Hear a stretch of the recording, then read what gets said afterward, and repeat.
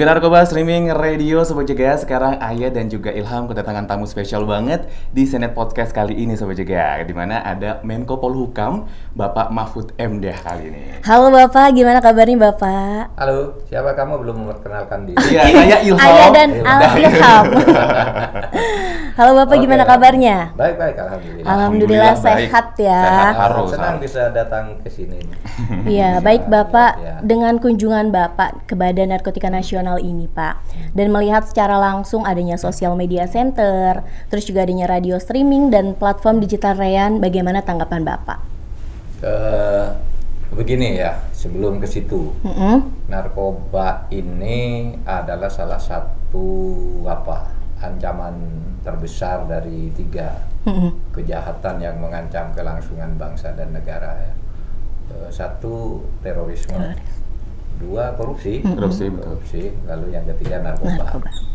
Nah, ini negara serius. Dulu saya banyak bergerak di korupsi. Ketika saya menjadi hakim, gerakan saya itu ke pemberantasan korupsi. Lalu saya didatangi oleh seorang tokoh namanya Pak Azwar Anas, Pak Mahfud. Kalau pemberantasan korupsi itu mungkin jangka pendek, bisa dilakukan dengan kebijakan-kebijakan yang keras sebentar gitu. Tetapi narkoba itu sangat berbahaya karena yang dilumpuhkan itu generasi baru yang seharusnya menjaga negara ini gitu. Nah, oleh sebab itu Pak Mahfud tolong diberi perhatian sekarang perjuangannya ke bidang narkoba, pemberantasan narkoba. Nah, itulah yang kemudian menjadi salah satu perhatian saya ketika saya menjadi Menko Polhukam. Memang kebetulan BNN, kita sudah punya BNN yang sangat bagus, kebetulan di bawah koordinasi saya. Itu sebenarnya saya sering ketemu pimpinan BNN Pak Budi Winarko ke tempat saya. Kemudian saya juga hari ini ke sini dan sudah berkali-kali ketemu di berbagai forum juga, surat menyurat dan sebagainya. Nah, itu artinya apa? Pemberantasan narkoba, perang melawan narkoba yang mengancam masa depan bangsa, masa depan generasi baru itu memang sekarang sedang dilakukan secara sungguh-sungguh di Indonesia. Nah, setelah saya ke sini tadi saya merasa sungguh sangat gembira. Tadi berbagai lalu lintas informasi mengirim mendapat dari berbagai belahan dunia bisa dengan mudah, dan sudah dengan aplikasi-aplikasi tertentu yang sudah khusus terkait dengan narkoba. Betul. Nah, itu bagus sekali gitu ya. Kita bersyukur punya lembaga yang seperti ini, dan lebih dari itu punya semangat untuk melakukan kebijakan negara, melaksanakan kebijakan negara tentang pemberantasan narkoba ini. Oke. Jadi sudah lihat dan juga bahagia ngelihatnya Pak ya. Terus juga kan BNN baru saja nih Pak mengeluarkan dan juga memperkenalkan tagline baru Pak untuk masyarakat Indonesia khususnya generasi muda, yaitu hidup 100% yang lebih mengajak sadar, sehat, produktif dan juga bahagia yang pastinya tanpa narkoba. Menurut Bapak nih, makna hidup 100% itu seperti apa sih Pak? Hidup 100% itu utuh. Utuh, yang pertama itu keutuhan jasmani dan rohani. Sehat, jasmani sehat, kemudian rohani juga sehat. Karena banyak orang yang jasmaninya sehat, rohaninya tidak sehat. Ada yang rohaninya sehat tapi jasmaninya tidak sehat. Sering kan begitu kan? Oleh sebab itu kalau di dalam agama ya, dulu ada Sayyidina Ali itu mengatakan al-aqlus salim fil jismis salim. Rohani yang sehat itu ada di tubuh yang sehat. Benar Bapak. Jadi ini tagline-nya bagus sekali. Ini tagline-nya Sayyidina Ali, sahabat Nabi dulu. Sahabat Nabi.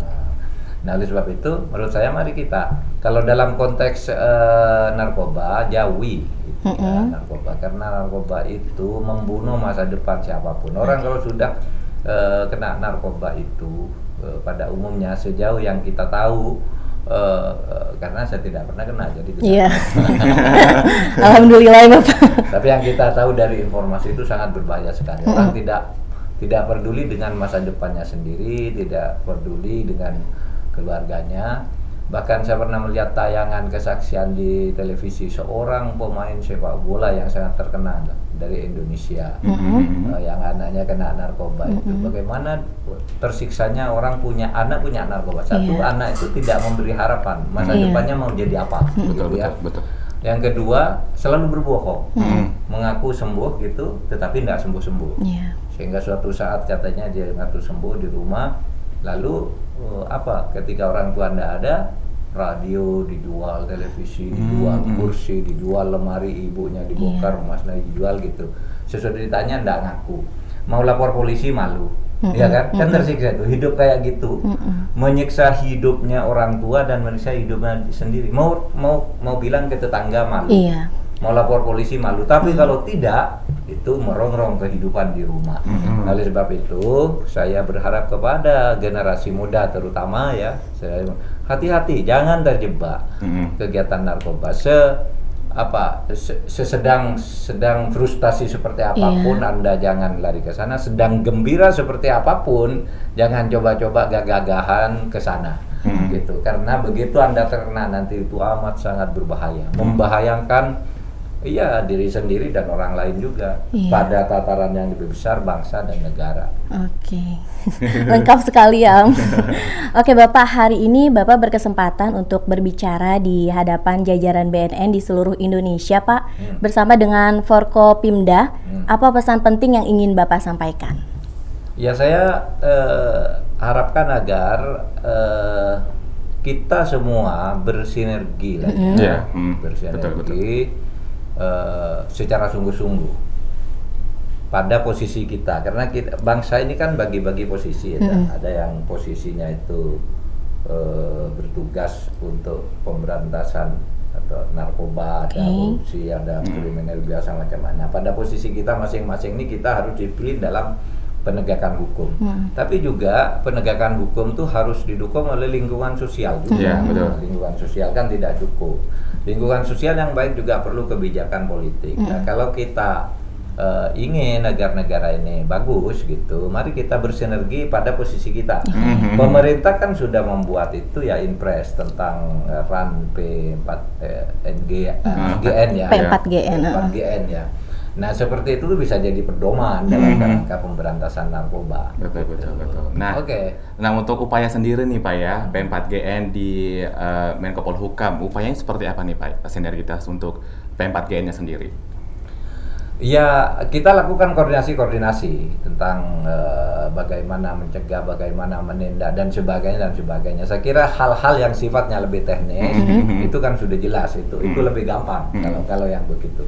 Tapi semangat yang paling penting dan koordinasi di antara para stakeholders itu untuk ini. Karena mengerikan juga kan narkoba itu. Isu-isu yang ada di luar misalnya sekarang. Anda tahu isu-isu misalnya kenapa narkoba tidak hilang-hilang? Karena bandar narkoba itu ada di mana-mana. Dulu ada orang, ini saya cerita aja, ada orang TNI di mana itu, Pengaruh, TNI anti narkoba, pokoknya saya buru. Tiba-tiba malamnya dia yang tertangkap. Itu miris banget ya Pak ya sebenarnya Pak. Sangat disayangkan. Kalau ini ya, kalau di aparat keamanan misalnya ada perangkat narkoba sekian karung, bubuk narkoba ditangkap.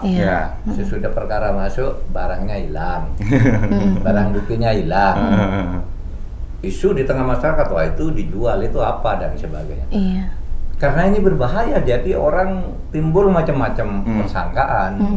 Dulu waktu diberitakan katanya ada sekian ton, kok ketika muncul sebagai bukti hanya segini gitu ya. Nggak sesuai gitu ya. Waktu itu jadi berita, ditangkap dengan mobil membawa. Nah, di penjara.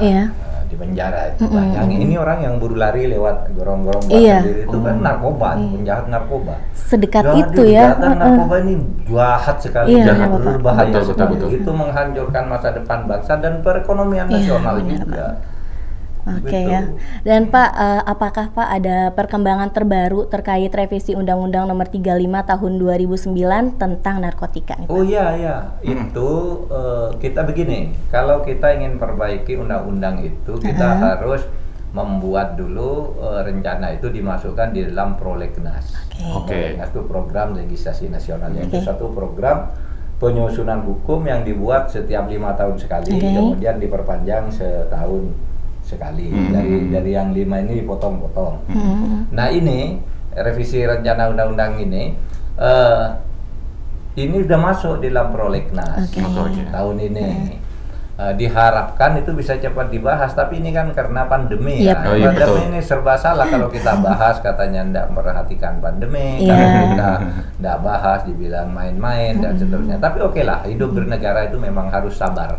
Harus sabar. Betul, harus sabar ya. Dan yang terakhir dan penutup nih Pak ya, apa nih pesan Bapak bagi generasi muda Indonesia nih ya untuk hidup bersih dari narkoba, terus juga hidup 100%, apalagi di tengah masa pandemi seperti sekarang ini Pak? Ya harus menyadari, pertama Indonesia dan Anda semua generasi muda. Anda mau bilang wah saya tidak peduli dengan Indonesia, nggak bisa. Anda yang harus menggantikan kami. Nah oleh sebab itu negara ini menunggu kehadiran Anda untuk berkiprah. Maka sekarang bersihkan diri, siapkan diri dan bersiapkan diri dari misalnya kalau dalam konteks yang kita bicarakan ini dari pengaruh narkoba. Itu sangat berbahaya dan merusak.